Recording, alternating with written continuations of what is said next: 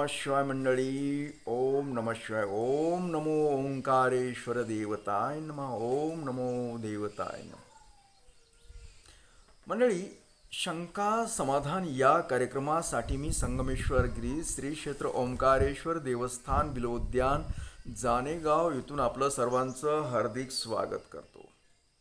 मंडळी, आज आपण बऱ्याच गोष्टीवर चर्चा करणार आहोत. कशी की मी गेली 8-10 दिवसापासून तुम्हाला प्रार्थना करा प्रार्थना करा सांगतो. आता बऱ्याच जणांनी अनुभव पण सांगितले मला, खूप जणांनी, आणि तुम्हाला पण म्हटलं होतं की तुम्हाला प्रार्थना केल्यानंतर काय अनुभव येतो हे पहा आणि मला सांगा म्हटलं. तर मंडळींनी बऱ्याच सांगितलंय.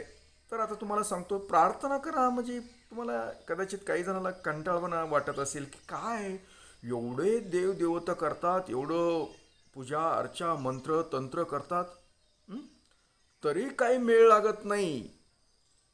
हां, आणि साध्या प्रार्थनेनं काय होऊ शकेल असा मी काही मनामध्ये येतो आणि लोक करत नाहीत. आता त्यातली त्यात काय आहे, मी फुकटचा महाराज आहे. मला ठसका लागला तसं फुकटचा म्हणल्यावर. तर खरंच फुकटचा महाराज आहे ना. तुम्हाला मला काही दक्षिणा द्या म्हणत नाही की काय नाही, की माझं काही असं मोठे नाहीत, की माझी पब्लिक आहे अशी फार समूह आहे पुढे बसलाय आणि मी त्यांना मार्गदर्शन करतोय असं बी काही नाही. आणि आर्थिकच्या बाबतीत मी देणं घेणं एवढं नाही करत काही असं, आणि काहीही सांगत नाही. माझा एकच उद्देश आहे, जे का मला काही ईश्वरानं शक्ती दिली आहे अथवा काही माझ्यामध्ये ज्ञान दिलं आहे त्यानं, जे आहे ते सांगणे. मला कुठला अभ्यास करायची आवश्यकता नाही पडत, करत बी नाही. काही केला आहे का काळी, करत नाही म्हणजे केला, पण आता करायची गरज पडत नाही. कारण ईश्वर मला सांगतो प्रत्येक वेळेस काय करायचं काय नाही. आतमध्ये येतं माझ्या मनामध्ये, मी तुम्हाला बोलतो, डायरेक्टली बोलतो मी. तर आता प्रश्न काय की एवढे पूजा अर्चा मंत्रतंत्र करून मेळ लागत नाही, तुम्ही साध्या प्रार्थनेनं कसं काय होऊ शकेल अशी शंका आहे ना तुमच्या मनामध्ये. सांगतो तुम्हाला, प्रार्थनेमध्ये खूप मोठी संख्या आहे, म्हणजे संख्या आहे आणि शक्ती आहे. आणि प्रार्थनेमध्ये संख्या म्हणजे वेगवेगळ्या प्रार्थना करता येतात. तर ते कशा करता येतात, म्हणजे संख्याचा अर्थ म्हणजे वेगवेगळ्या प्रत्येक गोष्टीसाठी प्रार्थना करता येते. आपण इतरासाठी प्रार्थना करू शकतो.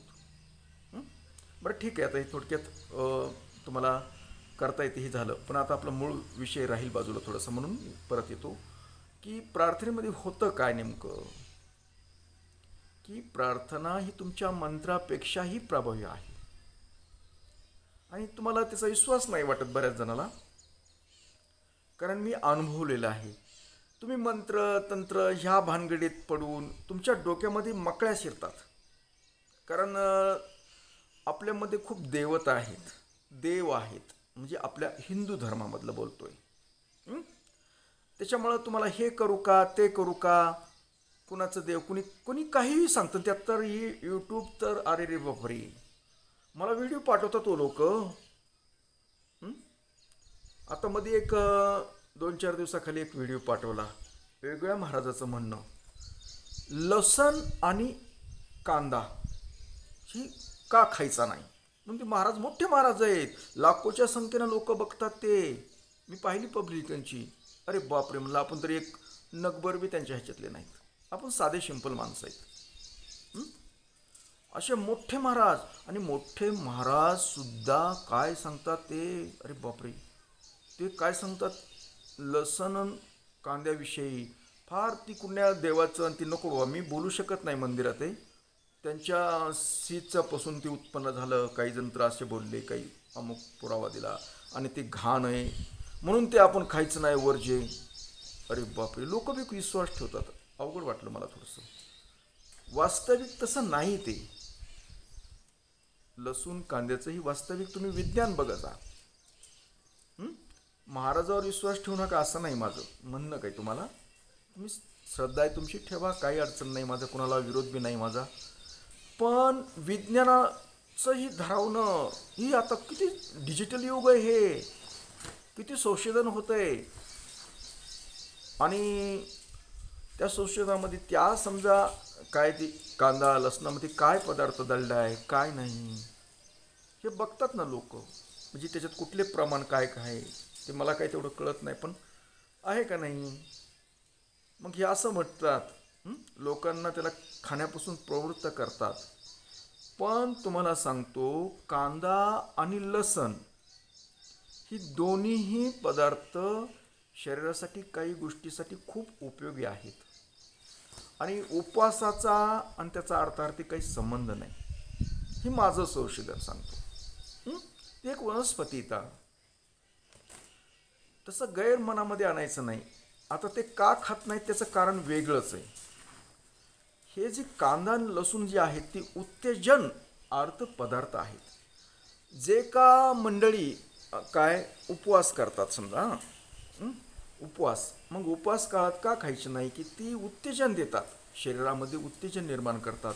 कुणाला ब्रह्मचार्याचं पालन करायचं असतं काही असेल तर ते थोडंसं प्रॉब्लेम करतात, म्हणून ते वर्ज्य येतं. अंगामध्ये तरतरी आणतात. दोन्ही पदार्थ तसेच आहेत, कांदा आणि लसण, म्हणून ते खायचे नसतात. जे का पूजा पाठ मंत्र हे वगैरे अशा गोष्टी लोक करतात ना, त्यांनी शांत राहावं, शांत चित्तानं गोष्टी कराव्यात, आणि म्हणून ते खायचे नाहीत. त्यांचं म्हणजे मन विचलित होऊ नये. उद्देश काय आहे, त्यांचं मन विचलित होऊ नये म्हणून हे पदार्थ खायचे नसतात. पण सर्वसामान्य माणसाला काय करायचे त्याच्याहून, तुम्ही आपलं समजा मंत्र वगैरे काय अशा गोष्टी करत नसतात जास्त, तर तुम्ही काही बंधन पाळण्याची आवश्यकता नाही. ते हे समजा ज्याला का ध्यानदान वगैरे शांत चित्तानं करायचं आहे त्यांच्यासाठी ते, आणि ते वाईट नाहीत बी काही, ते त्यांचं काम करतात. ते त्याच्यामध्ये तसे काही गोष्टी आहेत कांदा लसणमध्ये, त्याच्यामुळे ते काम करतात तसं. म्हणून ते वाईट कसं काय. ज्यांना काही जणाला त्याची गरज आहे, खूप लोकांना गरज आहे त्याची, ते खावं, मी म्हणत नाही खाऊ नये, आणि ते तसं मनात आणू नये. ते महाराज माणसाने काही सांगितलं असेल तर ते ऐकण्यापुरतं, पण हेच तुम्ही संशोधन बघा, त्याचं विज्ञान बघा, त्याच्या पाठीमागलं त्याच्यात काय आहे काय नाही, आणि नंतर ते ठरवा. तर माझा काही विरोध नाही तुम्हाला, तुम्ही बिनधास्त खा, गरज आहे त्याची तुम्हाला, कारण अंगामध्ये तरतरी येण्यासाठी ही ती वापरलं जातं. तर असो, तर अशा शंका काही मंडळी सांगतात, अशा गोष्टी, त्याच्यामुळं माणसाचं मन विचलित होतं की नेमकं काय करायचं, हा महाराजाचं ऐकू का त्या महाराजाचं ऐकू. आणि पुन्हा देवांची संख्या बी खूप झाली आपल्याकडे आहेच, त्याच्यामुळं ह्या देवाचं करू का त्या देवाचं करू, हे देव चांगला आहे हेच पावतो ते पावतो, खूप खूप संख्या आहे. त्याच्यामुळं ह्या संख्यामुळं तुम्हाला कोणतं करावं कोणतं नाही, तुमचा हा विश्वास बसत नाही तुमचा. प्रत्येक जण आपली बाजू मांडतो. आता मी पण मांडतो ना, मी मांडतो शिवाचं करा, पण मी विचारपूर्वक करा सांगतो. कसं करा म्हणतो, महादेव, सर्व देवांचा देव महादेव, म्हणून सर्वांचा बॉस आहे तो. मग तल्लर चिल्लर देवाचं काही लक्ष देऊ नका, पण ह्याचं करा, मी करतो ना. पण मी तसंच त्याला पुराव्याविषयी सांगतो ना, की सर्व देवांचा देव म्हणजे महादेव, म्हणजे सगळ्यात मोठा देव म्हणजे महादेव आहे. तुम्ही त्याचं केलं, त्याची सेवा केली, त्याची साधना केली तर तुम्हाला नक्कीच होतं, कारण ते सगळ्याचा बॉस आहे तो. हे माझं म्हणणं झालं. पण इतर बऱ्याच गोष्टी मग त्यांच्या त्यांच्या पद्धतीनं ते सांगतात, त्यांच्या त्यांच्या पद्धतीने ते सांगतात. पण हे असं झालंय, वाढलंय खूप खूप देवांची संख्या. प्रत्येक एक बनावट देवताही खूप झाल्यात. हं? खूप. आणि त्याच्यामुळं तुम्ही विचलित होताय. मन तुमचं स्थिर राहत नाही, नेमकं काय करायचं. मग करता याच्याकडे 4 दिवस, त्याच्याकडे 4 दिवस, अशा पद्धतीनं तुमचं चाललं आणि कुठंच काही मिळत नाही. कुठंच काही मिळत नाही.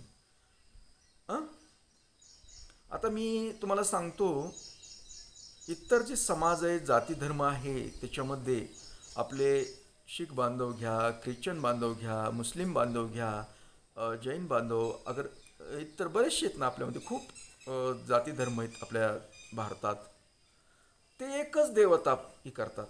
इतर देवताला नाहीत करत. ते त्यांची एकच देवता असते, एकच मानतात ते. त्यांची सर्व श्रद्धा त्याच्यावर एकट्यावरच असते. आपल्यासारखे फाटे फुटलेले नसतात त्यांच्याकडे. आणि त्याच्यामुळं ते सुखी आहेत, ते समाधानी आहेत. मी ख्रिश्चन बांधवाच्याही चर्चमध्ये खूप दिवस गेलेलो आहे, पाठीमागे खूप वर्षापूर्वी, 30 वर्षापूर्वी. तिथलं बघत असं मी. त्यांची खूप श्रद्धा आहे त्याच्यावर. एक देव असल्यामुळं त्यांची खूप श्रद्धा आहे. लक्षात आलं का तुमच्या? एकच देव असल्यामुळं. एकच. आता आपल्या कुटुंबामध्ये पहिलं सगळे खळबळ असायचं, एका व्यक्तीला 2-4 मुलं मुली वगैरे असं. मग लक्ष कुणाकुणाकडे द्यायचं त्यानं? आता हम दो हमारे दोन, लक्ष देतात लोक, शिकवतात, सगळं करतात, त्यांची प्रगती करायला बघतात. त्याचं कारणच आहे, संख्या कमी आहे ना. तसेच देवाचीही संख्या कमी. अगर जरी लाखोच्या संख्येनं तुमचे देव असतील हो, पण तुम्ही एकच पकडायचा. कुठलाही असेल ते एकच पकडायचा आणि एकच कायमस्वरूपी धरायचा. सुरुवातीला धरला तोच मरेपर्यंत धरायचा, सोडायचा नाही. सर्व काही त्या देवामध्ये सर्वच शक्ती असते. एकच एक धरायचा. मग ते तसं तुमच्या असे चलबिचल सगळ्या गोष्टी व्हायला लागल्यात, इकडे तिकडे, ही धरू का ते धरू. म्हणून मी एक सोपा पर्याय काढला की प्रार्थना. एकाच देवाची प्रार्थना करायची. तुम्हाला मंत्र ह्या देवाचं करायची गरज नाही, यज्ञ करायची गरज पडत नाही, कुठं काही कुठाने करायची पडत नाही. एक प्रार्थना करा, सोपी असते, सहज करता येते आणि त्यानं काम पण होतं आपलं. उगाच डोक्यामध्ये मकळ्या घेऊन उपयोग नाही. कोणी म्हणतं ह्याची पूजा करा, कोणी म्हणतं त्याची पूजा करा, जास्त पूजा पूजा पूजा. त्याच्यामुळं आपल्यामध्ये माणसामध्ये जरा चलबिचल होत असल्यामुळं विश्वास हा नावाचा जो असतो तो विश्वास राहत नाही. कारण ते सर्व गोष्टीकडे लक्ष देत असल्यामुळं ते एकाग्रता म्हणजे होत नाही, एका देवावर होत नाही. त्याच्यामुळं सगळे अवघड होतं. मग कुठलंच काम बी होत नाही, काही नाही होत. त्याच्यासाठी एकाग्रता मनानं एकच देव पकडायचा. जो सुरुवातीला पकडला तोच ठेवायचा.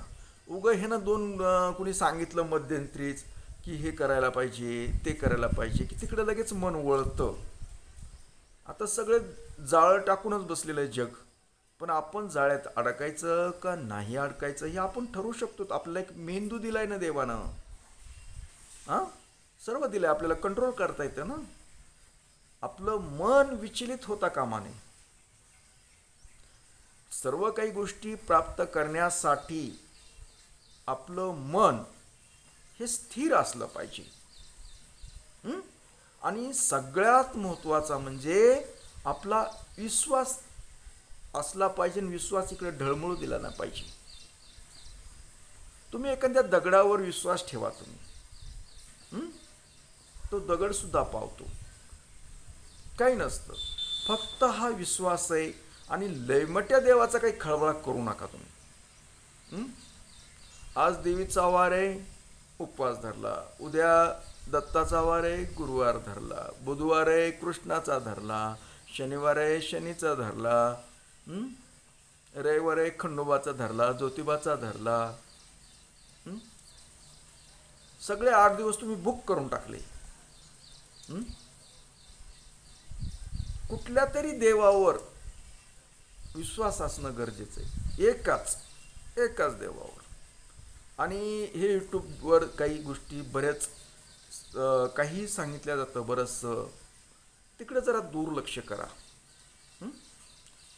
खूप काही ज्ञान घेण्यासाठी ठीक आहे, पण तुम्ही तुम्ही अगोदर एक गोष्ट करत असता, त्याच्यात ही नवीन ऐकता, नवीन करायला लागतात, ती पुन्हा नवीनच अजून काहीतरी ऐकायला भेटतं, तिथं करता, म्हणजे सगळं अर्धवट अर्धवट अर्धवट, कुठलंच पूर्ण होत नाही. म्हणून तुमच्या जी समस्या आहेत, काही अडचणी आहेत, त्या दूर होत नाहीत. म्हणून सर्व सोडून द्या. आणि एकच पकडा, फक्त प्रार्थना करावं. आणि प्रार्थना कुणासाठीही करा, स्वतःसाठी करा, इतरासाठी करा. प्रार्थनेमध्ये एक ईश्वर धरून त्याच्या समोर मंत्रतंत्राचा काही वापर न करता आपण प्रार्थना केली तर ते सक्सेसफुल होते. त्यात काही नाही, शंकासुद्धा घ्यायची नाही. आता ही माझं फुकटचं बोलणं असल्यामुळं तुम्ही ऐकत पण नाहीत आणि तुम्ही करत बी नाही, ती मला पण माहीत आहे. पण कधीतरी करता, अगर कधीतरी वाटलं तुमच्या मनाला की करावं, तर नक्कीच करा आणि अनुभव घ्या. कारण माझ्या प्रार्थना जी दिलेल्या आहेत ते करण्यासाठी त्याला कुठलाही खर्च नाही. फक्त विश्वास, श्रद्धा ह्या गोष्टी ठेवून जर तुम्ही मनाने प्रार्थना केल्या तर नक्कीच त्यातून फायदा होतो. आता मी जाता जाता तुम्हाला सांगतो की तुम्ही आता हे जरा मन आहे त्याला अस्थिर मन जरा स्थिर करा, शांत व्हा. लय डोक्यात सगळ्या देवतांचा कालवा घेऊ नका मनामध्ये. एकच धरा, कुठलं तरी काय धरायचे ते, आणि करत राहा. तर असू आज एवढंच.